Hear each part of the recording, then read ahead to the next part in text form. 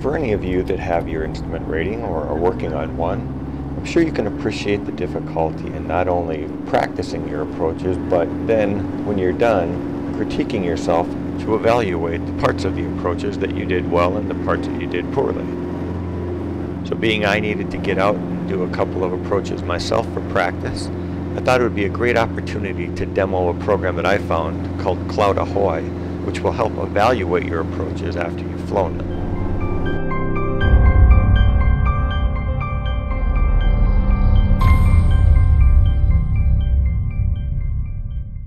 So before I dive right into showing you how I evaluate my instrument approaches to grade them, I thought I'd give a little overview of the flight. I began up here in Sherman, Texas, and I'm flying into McKinney with a couple of approaches along the way.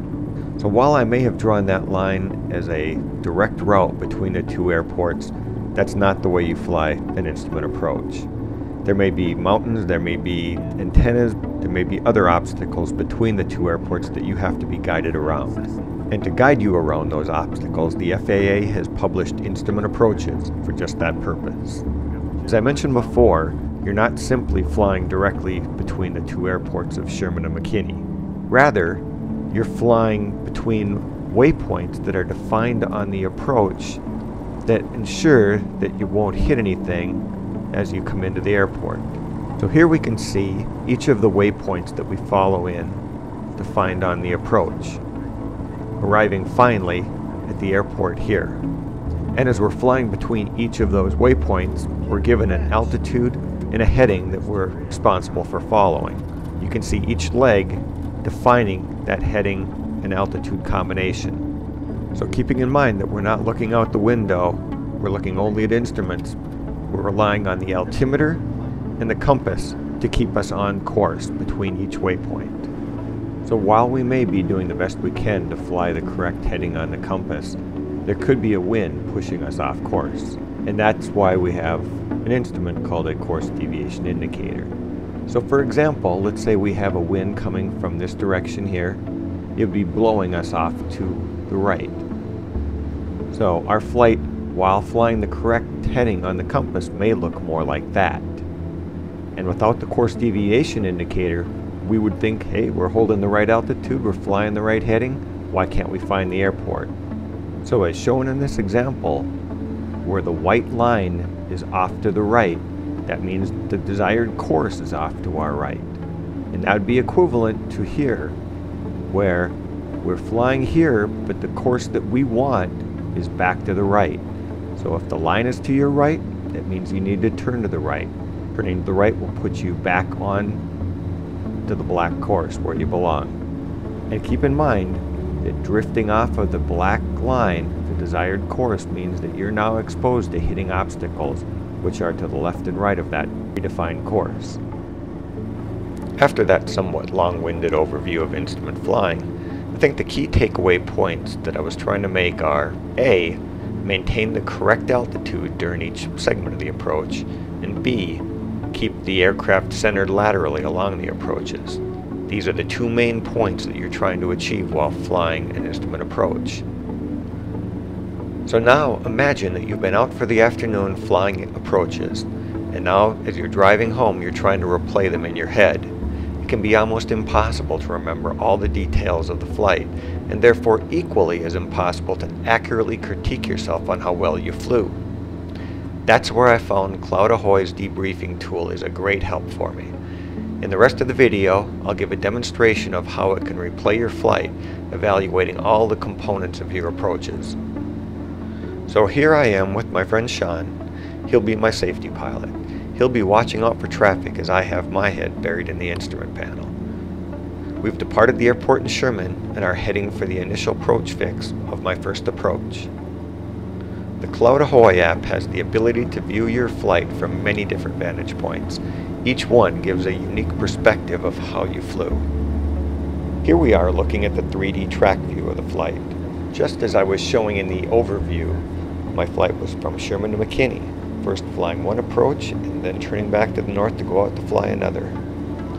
The 3D view is the one that I like the most and typically use when reviewing my flights. I like it because it gives the ability to look at both altitude and track all at one time. You can rotate the display in all 3 dimensions to view from any perspective you want. You can also zoom in on the flight to pinpoint a location on the track where you want to get more detail. Anyway, enough eye candy. Back to the debriefing. A feature that I really like about the 3D view is that I can overlay the instrument approach route on the same 3D track view as the flight. To add the depiction of an instrument approach onto my flight path, I come over to Procedures Used and I click on Add Procedure. Add Procedure will come up and default to the airport that I'm flying to. I click Find and I change the approach that I'm flying to the appropriate one, RNAV 18, and change my initial approach fix to the one that I'm coming into from Sherman, and click the Add button. Back on the 3D view, the approaches course is now displayed in magenta over the map showing my flight route. And you can see it's already apparent that the tracks that I flew didn't match the approach course correctly. And I can zoom in at this portion of the flight to make that even more apparent. And yet one more thing you can do to help visualize the flight a little better is declutter the extra information that you don't need. For now, I'll remove the part of the tracks that represent that second approach. Notice too that if I take the desired view and actual view and rotate them so I can view them from the edge on, my deviations in altitude pop right out at me.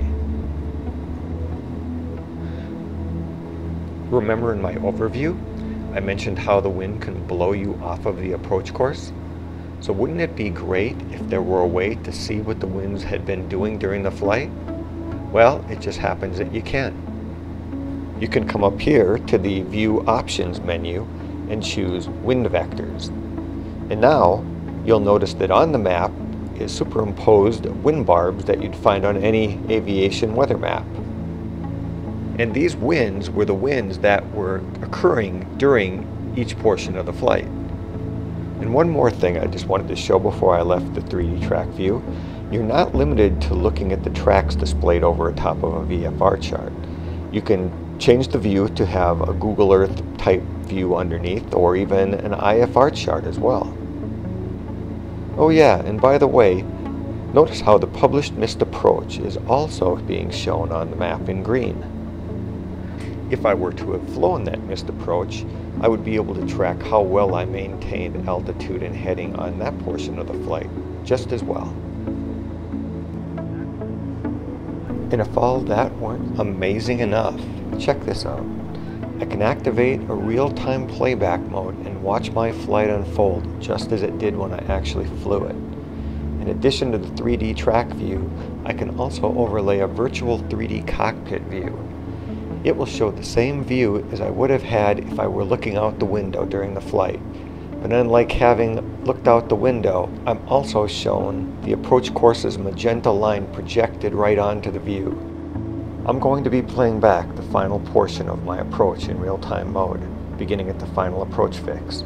At that point, I'll be following the glide slope down to the runway.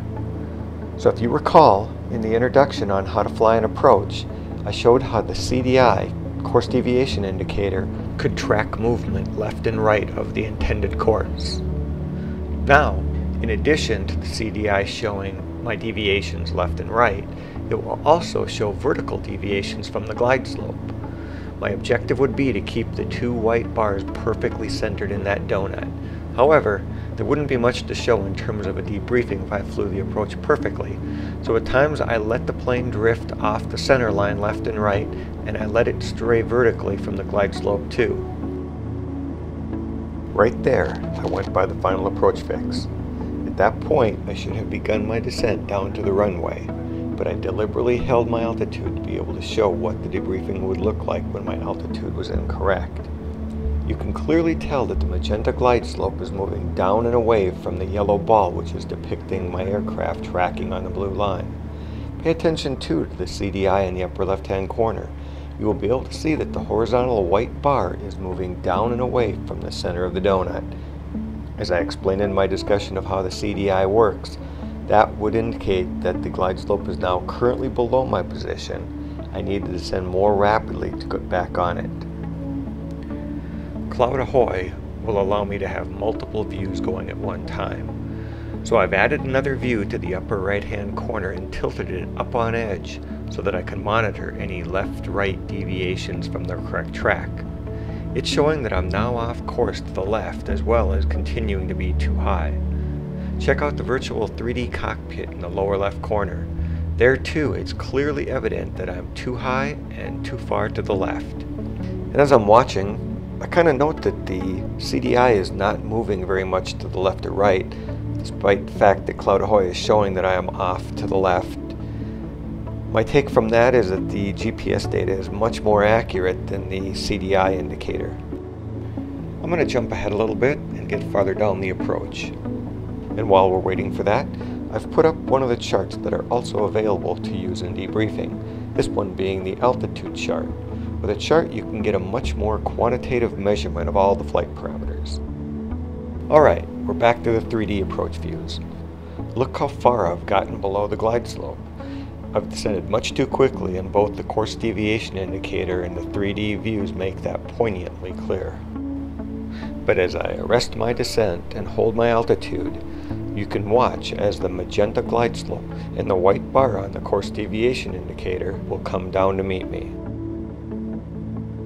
I'll fast forward again from here, but as I watch, I'm pretty happy with the fact that I've kept both the white horizontal bar and white vertical bar of the course deviation indicator pretty much in the donut the whole way down to the runway from here. Well, I'm on the home stretch of the approach. I've only got about 30 more feet to go before I reach the decision altitude and have to decide whether I've found the runway or not. And right there, I hit the missed approach point, the green line. The green is indicating that that is the missed approach course that I would fly if I hadn't found the runway by that point. But fortunately, here we do have the runway in sight. It shows up both on the GoPro footage and at the same time on the CloudAhoy 3D virtual view. Now, if you're wondering why did the GoPro footage show that I hit the runway, but CloudAhoy showed that I completely missed the runway. Not only that, it was labeled 17 rather than 18. Obviously, Google Earth is not quite up to date, and McKinney Airport had about a year ago added a new runway 18 and turned the old runway into a taxiway.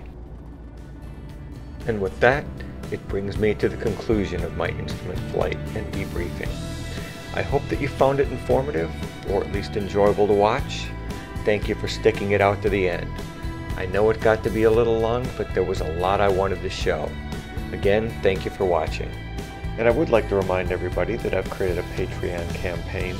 So if you're enjoying watching my videos and would like to help contribute to ensure that more keep coming, even donating $1 or $2 per video would be greatly appreciated. You can click here on the Patreon icon, or look for the link to Patreon in the comment section of the video. Thank you.